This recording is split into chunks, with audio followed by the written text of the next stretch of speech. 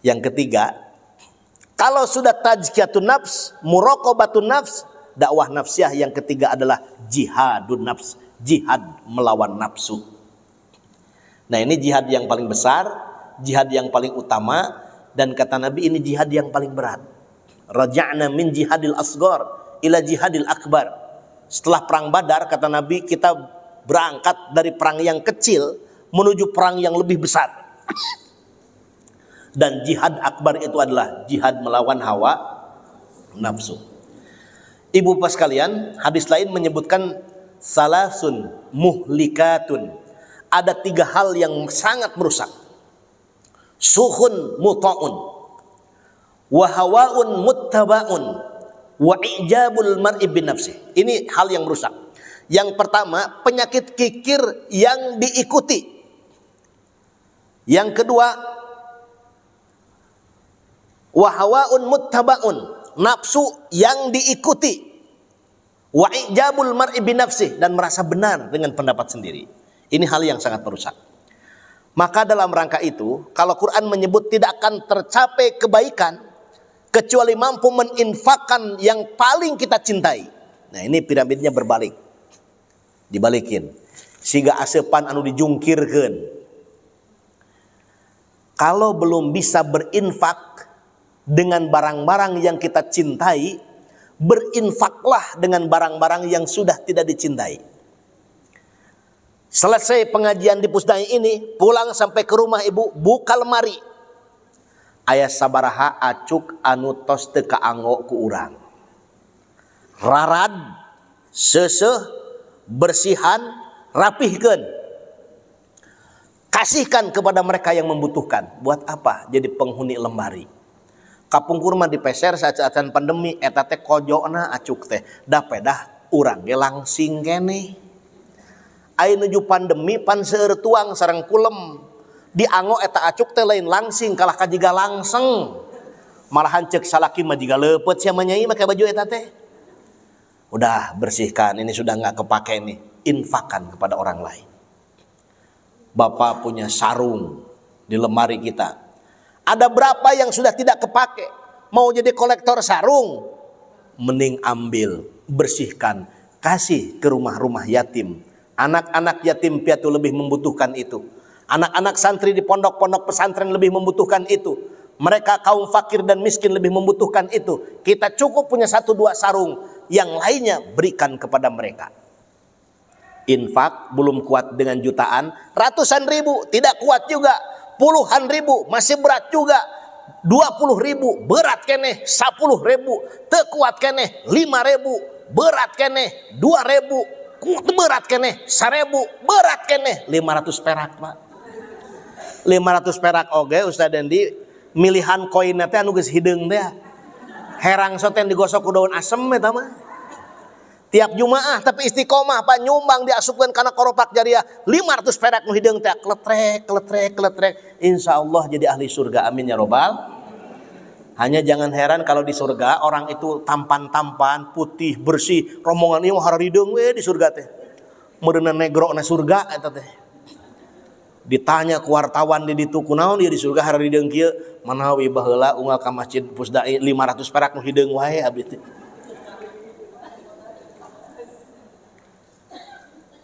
Jihad melawan hawa nafsu itu perlu tahap. Dari tidak ikhlas menjadi ikhlas. Saya, ibu bapak kita punya pengalaman. Waktu sekolah dasar kan gak ikhlas belajar tuh. Berangkat sekolah itu gak ikhlas. Ditakut-takutin orang tua. Dimarahin orang tua. Dinasihatin guru. Baru kita berangkat. Tapi ketika umur sudah SMA atau perguruan tinggi. Kita sudah punya kesadaran. Mencari ilmu itu kewajiban. Tanpa ada yang memotivasi lagi. Jadi kalau ke majlis taklim tidak ikhlas, keun bae Bu. Ngaji teh ikhlasnya keun bae, nu penting mah pinuh ieu gedung. Ibu-ibu koordinator majlis taklim bakal repot Bu kalau ngajak orang, "Ibu hayu urang ngaos rutinan ka Pusdai." Aduh punten abdi mah teu acan ikhlas. Mangawe ti payun. Bapak bakal repot Pak kalau jadi ketua pembangunan masjid.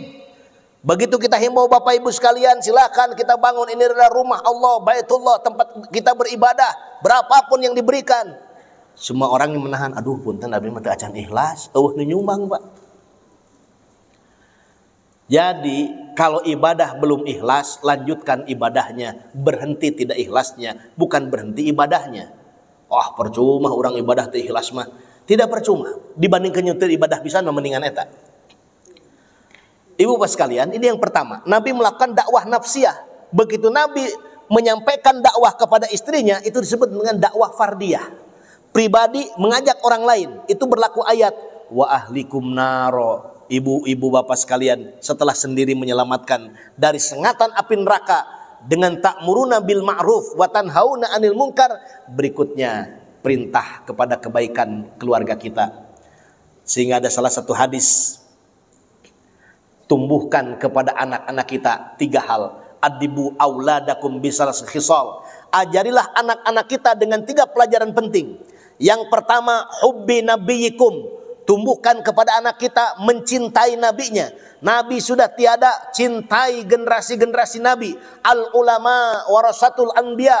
Ulama adalah pewarisnya para nabi. Yang kedua, hubbi qiraatil Quran. Tumbuhkan cinta membaca Al-Quran. Ustadz kita tadi ke depan membacakan Al-Quran, rawasan teh suantena Bu. Lebat teh kana mana? Bogoh teh ka ustadna. Ulah geus aya nu bogaeun. Dan Ustaz Dendi, di Indonesia sekarang ada gerakan yang mendorong upaya membumikan Al-Quran dari mulai tingkat rumah masing-masing. Ada gerakan maghrib mengaji. Bagusnya ngajinya di masjid, kalau tidak di rumah, matikan Androidnya, matikan TV dan lain sebagainya. Hidupkan Al-Quranul Karim. Apakah harus satu mushaf Al-Quran diselesaikan? Tidak. One day, one ayat. Satu hari, satu ayat. Ibu ketika baca a'udzubillahi minasyaitonir rajim, bismillahirrahmanirrahim, seayat. Alif lam mim, 2 ayat. Shadaqallahul azim, sudah melampaui target, Pak. Sehari 1 ayat, ini sudah 2 ayat. Istiqomah, Allah mencintai amal adwamuha wa in qalla, terus menerus meskipun sedikit. Sehari seayat, tahajud tiap malam hanya 2 rakaat. Infaknya hanya 500 perak anu hideung teh. Tapi terus menerus aya paripaos cikaracak ningang batu, laun-laun jadi taicak-cak kana huntu, laun-laun di dilebok bareuki pisan. Masya Allah, amal itu ternyata tidak berat, Pak. Yang ringan-ringan saja. Yang ringan-ringan saja, karena kita kalau amal-amal yang berat, misalkan jihad fisabilillah ke Palestina, waduh, rada impossible Bu, bujeng-bujeng ke Palestina, kukuringan di alun-alun naik damriga, orang geus muriang Bu, can ka ditu. Jihadnya yang ringan-ringan saja, yang sangat mungkin dilakukan. Ibadah yang besar, apa ibadah? Ibadah haji, ibadah umroh, puluhan juta tegaduh, orang mangamakmurkeun masjid we Bu. Setiap langkah dari kediaman kita menuju masjid, dosa-dosa kita diampuni Allah Subhanahu wa taala. Amin ya robbal. Begitu masuk masjid kita mengundang rahmat Allah. Apa yang kita baca? Allahumma ftahli abwaba rahmatika. Itu doa masuk masjid, sanes masuk angin. Kita baca bersama-sama biar biasa. Bismillahirrahmanirrahim. Allahumma ftahli abwaba rahmatika. Allahumma ya Allah iftahli, bukakanlah kepadaku abwaba, pintu-pintu rahmatika, kasih sayangmu. Begitu masuk masjid kita membuka kasih sayang Allah. Upami dipikadedah dipekanya aku Gusti Allah, jangankan yang kita minta, yang belum kita minta sudah Allah berikan kepada kita. Dipikanya aku guru bodoh-bodoh saeutik manilai teh alus wae. Dipikanya aku dunungan, lamat-lamat gawe saeutik ge naik promosi jabatan. Dipikanya aku mitoha Bapak, boro-boro hartana budakna dibikeun teu disokot deui saumur hirup. Betapa kalau kita Allah sayang kepada kita. Setiap masuk masjid kita membaca ya Allah bukakan pintu-pintu kasih sayangmu.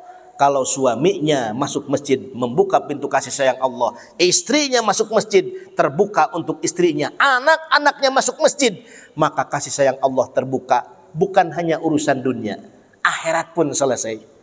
Di alam mahsyar ketika terik matahari begitu panas, dikecualikan oleh Allah hamba-hamba yang cinta kepada masjid. Maka Syekh Sunan Gunung Jati berpesan dua hal penting, ingsun titip tajug lan fakir miskin. Yang pertama beliau pesankan adalah tajug, artinya masjid. Ibu-ibu kalau punya anak-anak, bikin irma ikatan remaja masjid. Ibu-ibu para pensiunan bikin inem ikatan nini-nini masjid. Dan Ustadz, kalau ngaji di masjid jangan yang berat-berat.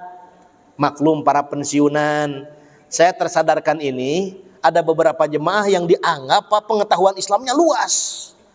Ternyata dalam sebuah perjalanan kata saya, ibu bapak silahkan kita sholatnya di jamak dan di qashar. Duhurnya 2 rakaat, asarnya ditarik jamak takdim 2 rakaat. Karena tidak mungkin wudhu, ini di dalam pesawat, maka diganti dengan tayamum. Yang lain sholat pak. Ada satu keluarga tidak sholat. Saya tanya, kenapa Pak Haji kok tidak sholat? Saya bingung Ustadz, saya belum paham. Apa yang tidak paham Pak? Kata Ustadz tadi kan duhur, asar digabungkan sholatnya, tapi tidak wudhu, melainkan dengan tayamum. Itu tayamum berapa rakaat Pak Ustadz? Jadi ajengan marukan tayamum teh babaturan tahajud berenjak saya tamat. Dari situ saya tersadarkan, oh kalau mengajarkan Islam itu tidak harus yang tinggi-tinggi dulu, level yang paling bawah. Belajar lagi wudhu, belajar lagi cara-cara wudhu, belajar lagi cara-cara tayamum, apa yang membatalkan wudhu, membatalkan tayamum, bagaimana cara sholat, dimulai dengan takbir, akhiri dengan salam. Ternyata banyak di antara saudara-saudara kita yang belum tahu rarakatan sholat. Dari sebut rek neroskeun era ayeunanya weuh nu ngabejaan. Nah ini, daripada kita jihad mengangkat senjata, aduh mengangkat senjata kaman atau saya ngangkat salimut orang mah. Ini dakwah yang praktis. Ibu bapak sekalian yang saya hormati dan Allah muliakan, ketika kita mengajak keluarga kita, suami mengajak istri, istri mengingatkan suaminya, anak-anaknya, ini yang disebut dengan dakwah fardiyah. Pribadi menjadi dai kepada lingkungan keluarganya masing-masing. Ini juga sudah menjadi dai. Yang kedua, yang ketiga, ada yang disebut dengan dakwah hizbiyah, dakwah partai, yang disebut dengan structural approach. Dakwahnya melalui kekuasaan bagi mereka eksekutif, legislatif, yudikatif atau pemilik modal bisa membuat perwal, perda, pergub, kepres untuk menekan segala kemunkaran. Nah, dalam rangka itu maka niatkanlah ketika kita berpartisipasi dalam perhelatan politik menjadi masyarakat yang aktif dalam rangka niatkan dakwah. Man ra'a minkum munkaron falyughayyirhu biyadihi, melihat kemunkaran dirubah dengan kekuasaan. Amin ya rabbal. Matak tong para saya lamun beda-beda pilihan teh biasa baik. Da urang mah kadang-kadang posisinya tibang cukang Pak. Cukang lantaran. Jelema rek ngaliwat nincak cukang, lamun geus ngaliwat mah pan cukang moal digaganong diteuneun dihandap deui. Yang kedua, urang mah salam jeung sereh. Liwat geus asak pangheulana dipikeun mah salam jeung sereh. Tapi kita berpartisipasi karena Islam punya yang disebut dengan dakwah melalui kekuasaan. Baginda Nabi dakwah di Mekah, dilanjutkan dakwah ke Madinah. Posisi beliau menjadi kepala negara sekaligus juga pemimpin agama. Yang dipimpin oleh beliau bukan hanya umat Islam tapi umat non-muslim. Dibuatlah sebuah deklarasi yang disebut dengan deklarasi Madinah.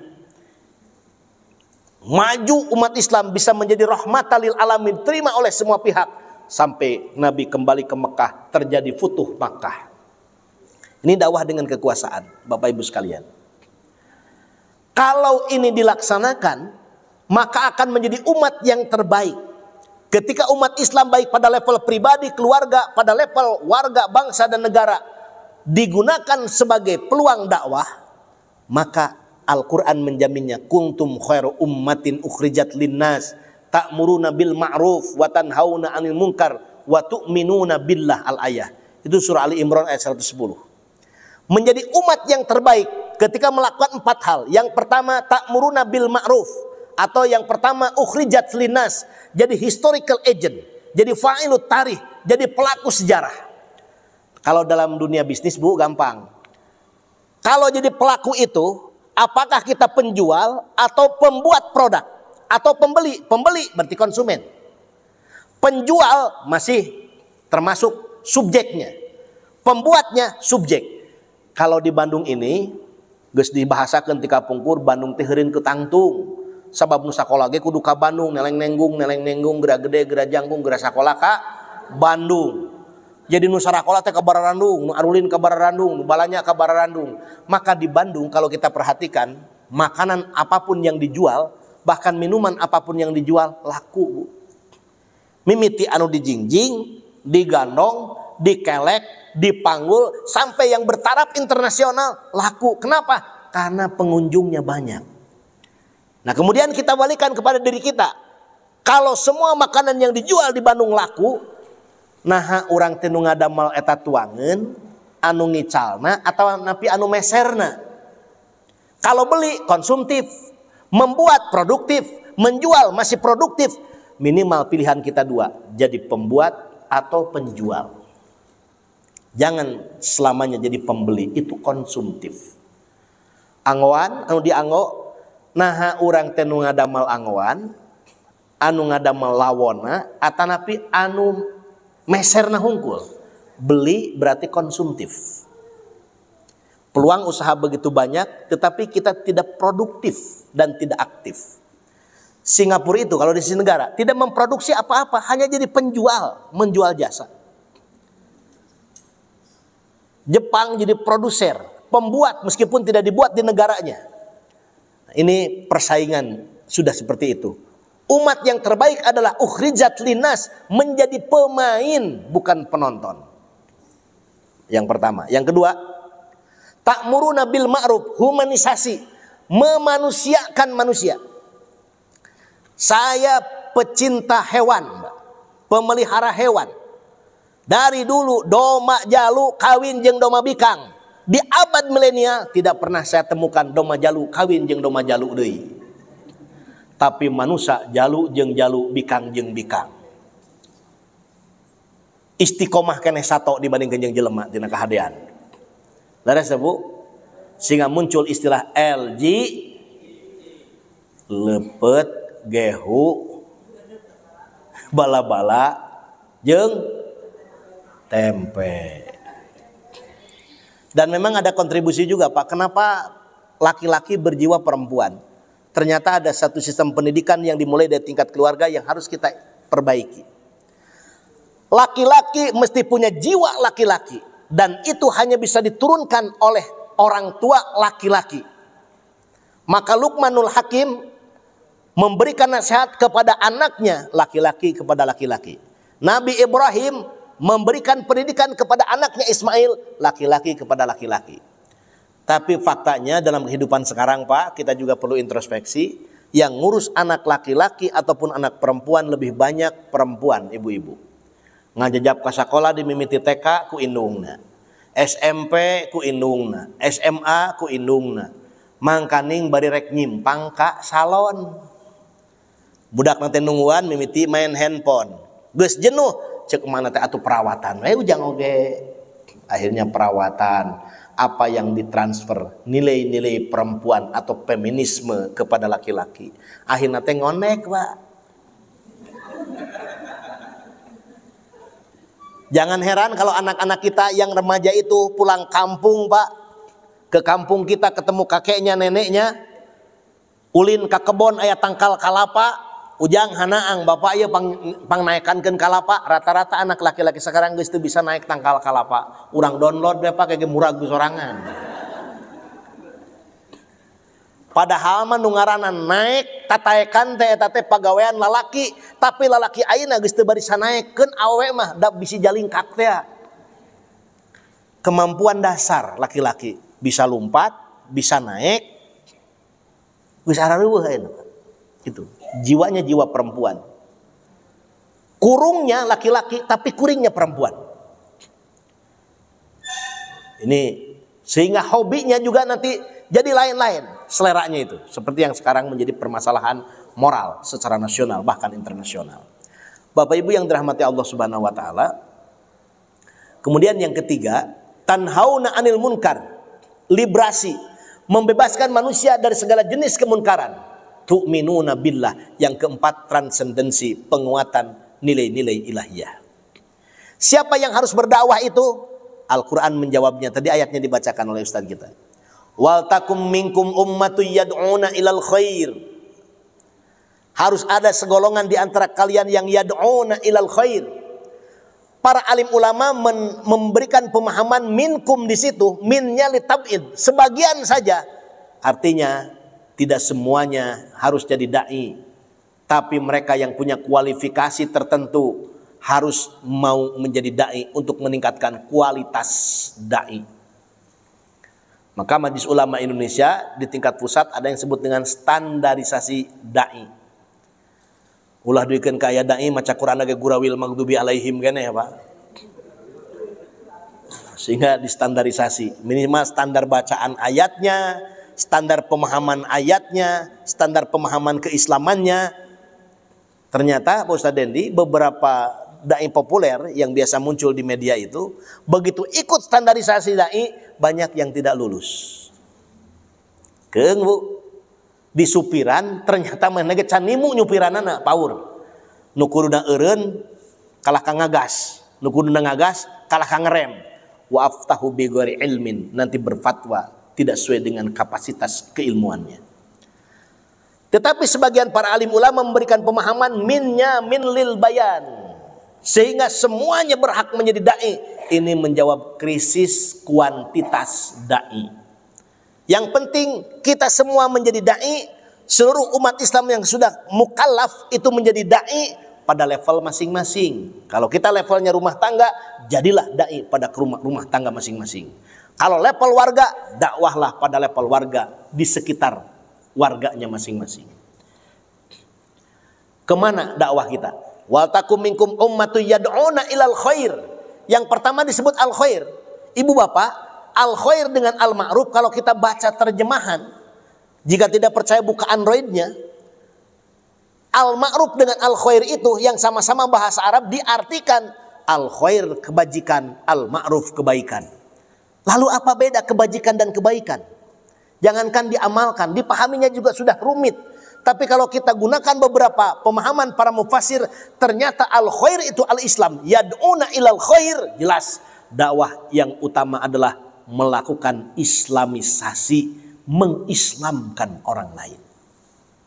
Jadi kalau di barat ada mission fakulti, fakultas misionaris, sudah jelas bagaimana mengkristenkan manusia sedunia. Jadi kalau ada fakultas dakwah, artinya fakultas islamisasi yang hendak mengislamkan manusia sedunia. Bukankah dakwah Nabi mengislamkan istrinya, mengislamkan para sahabat, sehingga terbentuk as-sabiqunal awwalun. Para pedagang guzarat dakwah mengislamkan Nusantara, yang dilanjutkan misi ini oleh para wali songo dan para ulama kita, mengislamkan kafir atau non-muslim. Pak, kalau saya dulu aliyah, jadi saya doktor yang tidak lulus SMA, karena saya tidak SMA tapi aliyah. Itu kalau ditanya Pak, tahun 90-an berapa persen umat Islam Indonesia? Saya berani menjawab umat Islam Indonesia itu ada 90%. Tapi kalau sekarang saya punya anak SMA, ditanya, nah berapa umat Islam Indonesia hari ini? Dia buka Androidnya, berapa jumlahnya? 73%. Tahun 90-an masih 90%, hari ini tahun 2020-an tinggal 73%. Kira-kira ada penambahan atau ada pengurangan? Karena kita kurang concern, yad'una ilal khair, melakukan islamisasi. Yang tidak boleh adalah pemaksaan agama kepada mereka yang sudah beragama ataupun yang tidak beragama. Setiap pemaksaan itu tidak boleh. Tapi kalau dengan pembinaan atau dengan pembinian tanpa paksaan kan boleh Pak. Jadi ujang santri nu kasep boga ilmu pelet we batur teu kafir, islamkeun ku urang dengan sukarela. Yad'una ilal khair.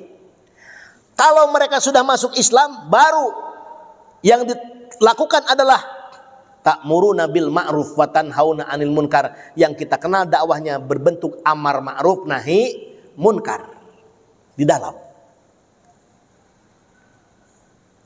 Kalau kita melaksanakan itu, ulaika humul muflihun.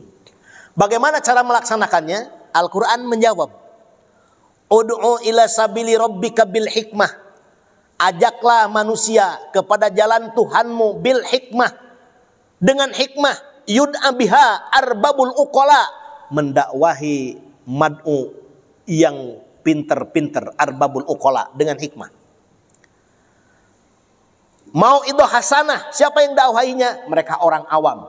Mujadalah, siapa yang dakwahinya? Mereka yang tahu kebenaran tapi meragukan kebenaran sehingga tidak mengamalkan kebenaran itu, maka itu perlu didakwahi.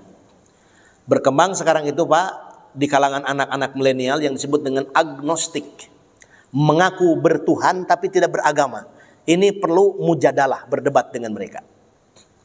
Ada lagi saudara-saudara kita yang aneh, kita ajak sholat mereka tidak mau, malah dia jawab, Ustaz, buat apa sholat? Bukankah sholat untuk ingat Allah? Kalau saya sudah ingat Allah tanpa sholat, buat apa sholat? Begitu Pak. Ada lagi, buat apa sholat?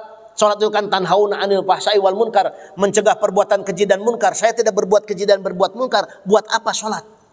Ada yang begitu, ada Bu? Itu perlu dialog, perlu berdebat dengan kelompok-kelompok seperti itu. Kenapa? Karena ketika kita mengatakan saya sudah ingat Allah, tidak butuh sholat, orang yang sholat saja susah ingat Allah, benar nggak Bu? Ibu bapak biasa sholat, tapi ketika takbir bukan ingat Allah, Allahu Akbar, dompet leungit jadi ingat. Yang sholat itu, apalagi yang tidak sholat. Yang kedua, sholat mencegah perbuatan keji dan munkar. Banyak orang sholat tapi tetap terjerembab pada perbuatan keji dan perbuatan munkar. Kita balikin logikanya, komo lamun teu sholat. Karena ketika tidak sholat, sesungguhnya dia telah berbuat keji dan berbuat munkar. Perspektif Allah subhanahu wa ta'ala. Dan fenomena seperti itu begitu banyak, membutuhkan kita. Ada barisan da'i yang berdakwahnya bukan hanya dengan hikmah, dengan mau'izah hasanah, tapi juga dengan mujadalah untuk melawan kelompok-kelompok seperti itu. Mudah-mudahan kajian kita pada waktu duha ini menjadi titik awal kebangkitan dakwah di lingkungan kita masing-masing. Minimal punya spirit menjadi dai buat diri kita masing-masing, buat keluarga kita. Amin ya Rabbal. Karena menurut Syekh Ali Mahfud dalam Hidayatul Mursidin, yang disebut dakwah itu adalah hasun nas alal khairi wal huda wal amru bil ma'ruf wa nahyu anil munkar liyafuju bi sa'adatil ajili wal ajil. Dakwah itu hakikatnya adalah memotivasi manusia, hasun nas alal khairi wal huda, pada Islam dan hidayah atau petunjuk, mengajak yang ma'ruf, mencegah dari perbuatan munkar untuk mencapai kebaikan dunia dan kebaikan akhirat. Amin ya Rabbal. Nah, kalau aminnya sudah mulai kompak, tandanya saya tidak harus lama-lama lagi menyampaikan pesannya. Mudah-mudahan ada yang manfaatnya. Sekian yang dapat disampaikan. Mohon maaf atas segala hilaf dan kekurangan. Wallahul muwaffiq ila aqwamit thoriq. Wassalamualaikum warahmatullahi wabarakatuh.